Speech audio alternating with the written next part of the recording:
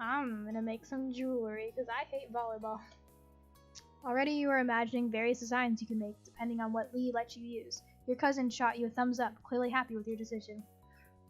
I guess I'll try making a necklace too. Kira got up from the towel she was sitting on. She brushed some sand off her legs and then stretched her arms over her head. Can do. No one wanted to play volleyball, I think. Poor Ma. I'm up for a few rounds. Well, since there is still a free spot, I'll throw my hat in the ring. The things I do for family. Oh wait, no, those are the people that are going to play volleyball. Okay. Thank you. Thank you, Liz. I'd love that. Liz got up from where she was sitting, and you can tell by her expression that she was ready, determined to win. You laughed to yourself, curious now how that game would turn out. Now that plans were settled, the group temporarily split into two. Okay. Okay, let me pop back to the house to get my supplies. Anything we can do while you're gone? Yes, you can start clearing out the towels for us to work at, and if you want, look around for good stuff to use. I'm on it. While Lee ran back to the house, the group did just as she suggested. By the time she returned, everyone had their craft area ready to work at. Lee sat down on one of the towels and looked up at everyone eagerly. She held up 2 necklace options. I hope you all been thinking about what you wanted to make. I have for everyone a choice of either a chain or a threaded rope. How do I pick? All I know is that I want to put some sea glass chunks on it. This is a charming idea. His gaze went back and forth between Lee's 2 necklaces base option. You can tell he was thinking quite hard about it. I can't decide anything for mine. No rush, I'll leave the strands here and you can decorate it however you want later. I suppose I'll use whatever I spot around the beach first. Fate can decide. I think I'll keep it classic and only worry about finding a decent shell. Yeah, I'm planning on doing shells too. I want to find some sea glass too. I'm gonna hunt for a handful of shells to pick from. I'm gonna look for some driftwood. I want to use some stones. I'll wait and see. I don't have a plan. Now that I know what sea glass looks like in this game, I'm gonna go with sea glass. Great minds think the same. We can finally look together. Happy with the suggestion, he nodded. Cove crossed his arms and chewed at the inside of his cheek. You weren't the only one that noticed. What's wrong, Cove? I'm not sure what to use. I mean, ideally I want a shark tooth, but what are the chances I would even find one? Mom smiled. You both looked at him sympathetically. The rare downside of not having a shark-filled coast, that would make for a really nice necklace, though.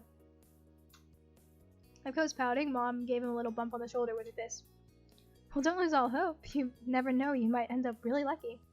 Cove laughed. It cheered him up, even though he wasn't really convinced. After that, the little crafting club busy went to work on their pieces. Whatever they decided on using was attached in loops that were then slid onto their necklace base. Terry was immensely proud of herself. When she was done, hers was simple but gorgeous because of the striking piece of sea glass she painstakingly searched for and found. Baxter excitedly showed his finished piece off to everyone. He stayed true to his word and used various materials he found along the beach. The necklace looked like it had good weight from the clutter he always had an eclectic style, it seemed. Cove ended up using driftwood of varying lengths, designing his necklace. Despite not finding any shark teeth, he still looked pretty pleased. Mom decided on a medium-sized purple ringed topped shell as the centerpiece of hers, and Lee went with a few small Simnia shells. They both put their necklaces on soon after finishing them. After combing the beach several times, you found just what you were looking for. It took a bit, but you managed to make a necklace you were satisfied with. You mostly had sea glass. Your group of crafters would also cheer for the volleyball players whenever shouts could be heard coming out of the court.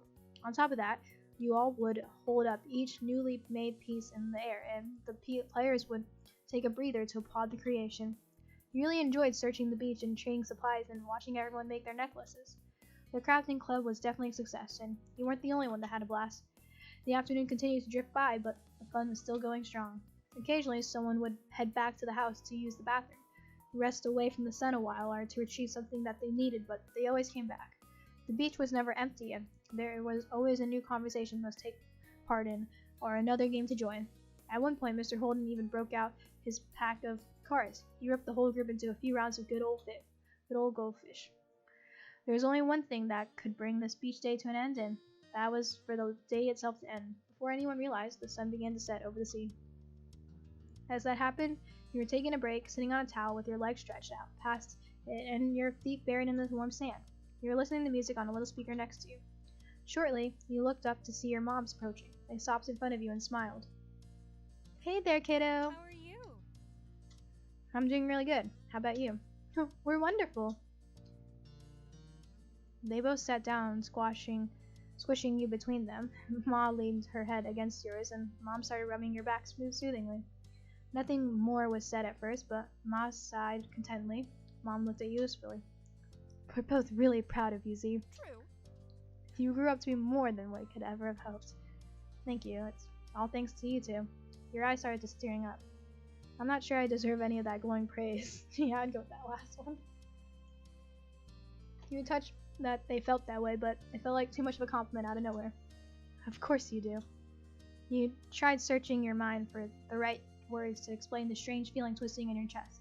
Mom lightly brushed some of your hair. Turning your head, you looked from Mom to Ma. They both smiled encouragingly at you. You did the hard work raising me. Mom chuckled, and Ma wrapped an arm around your middle and squeezed you tightly in a side hug. Oh, sorry, the ladybug started moving again. That's the thing, it never stopped. And it was never hard work. I loved every minute of it, and I don't think we'll ever stop. Yes. Well said. You're going to have to accept how fantastic you are, whether you want to or not. Okay, sorry. This ladybug is so distracting on my mic. Thank you.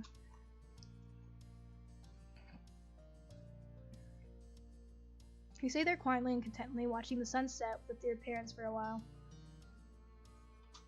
Until Mr. Holden called out to you. He was still walking in your direction. We were talking and think we're gonna take a walk down the shore. Any of you want to come? Automatically, you looked to your moms for what they were thinking. Mom glanced from you to Ma and smiled. That sounds good to me. That's fantastic. Yes, that'd be very nice. My legs need some stretching. Let's go. Thrilled, Mr. Holden threw out a thumbs up and began heading back the way he came, in a light jog. Hey, don't leave us in the dust. Cliff kept going forward, but flipped around, walking backwards across the sand so he could face you again. No worries. We wouldn't leave without you. Alright, we'll catch up. Before you forgot, you turned off the speaker and left it on the towel for now. Ready to go? Uh-huh. Both of your moms held a hand out for you. Chuckling, you gave them each one, and you all strolled back to the rest of the group. When Liz was in reach, Ma used her free hand to pull her into it too. Liz shook her head, but her mouth quirked into a smirk, and she didn't resist. Together as a family, you followed behind the other hand in hand. Your feet squished into the wet sand as the waves rolled over them, and you didn't have a single care in the world as more and more stars began to dot the sky. Once the sun had long been out of sight, it was finally time to pack up. The closing of the day and the ever-approaching end of summer seemed to intertwine. It caused a quiet, reflective mood to blanket over the group. On the beach, Terry and Miranda took turns compressing Cove and before moving on to do the same to you. You chuckled, still overjoyed that you got to see them today. I'm sorry we have to go already. My parents are here. That's okay. But still, I wish we could help clear this up. Don't worry about it. Just thanks for coming out today. It was cool having everyone here. Yep. Oh yeah, I'm super glad we came. Hopefully we can do it again sometime. Nodding, you turn your attention to Terry. She wore a large grin on her face and held out for a low five. You oblige. See you later. Take care of yourselves, buddies. After that, they walked away, waving to you and Cove as they went down to the shore. Cove waved quietly back with a small smile on his face. You waved too. Bye. Have a safe trip back. I'm happy you got to see them. Have a safe trip back. We will. Bye. Taking you by surprise, Terry jumped and twisted around. She kept up with Miranda by walking backwards. She kept the mood of your farewell light by shooting finger guns at you and Cove. Miranda bumped her with a hip. It left everyone with a laugh just before they disappeared down the bed. Z? Come on. Hey, Cove. Could you come here? Both of your parents were motioning for you. The two of you went to them. Tons of things ended up at the beach over the course of the day, so there was still so much to pack up, and the parents needed help. With a nod, you got to it. stuffing various things into bags and bundling them up in towels. Once things were ready to go, everyone filled their arms with as much as they could carry. Absolutely no one wanted to be a back and forth kind of task.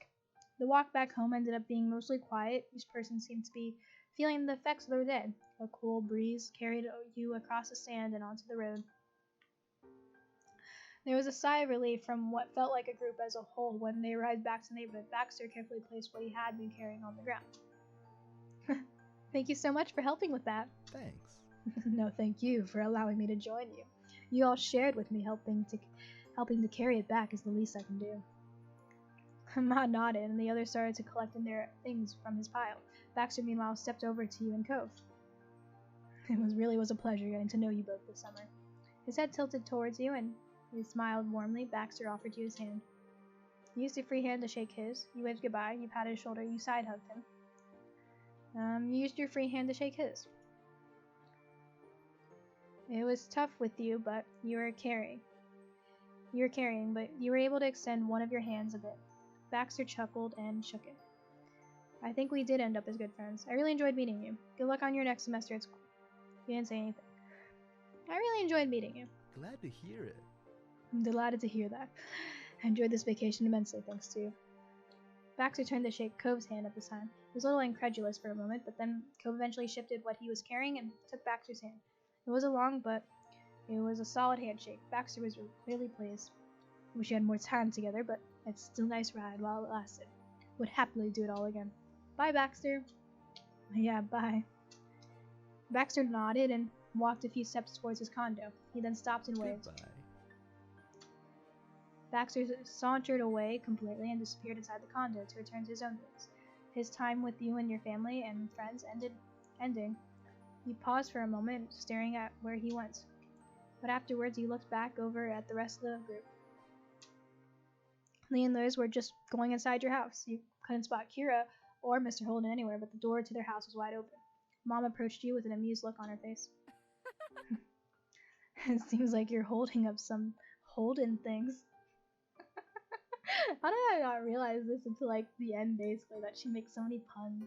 Surprised, he glanced down to take a quick inventory for what you were holding. Mom was right. Some of it belonged to the neighbors. Would you mind chopping it off now? Can do. It's not a problem. Thank you very much. Cove took a few steps towards his house and stopped waiting for you. Good night, Cove. I'll see you inside, Z. Night. You caught up to the Cove, and together you went over to his house. Walking in the front door, you saw Kira and Mr. Holden busily unpacking already.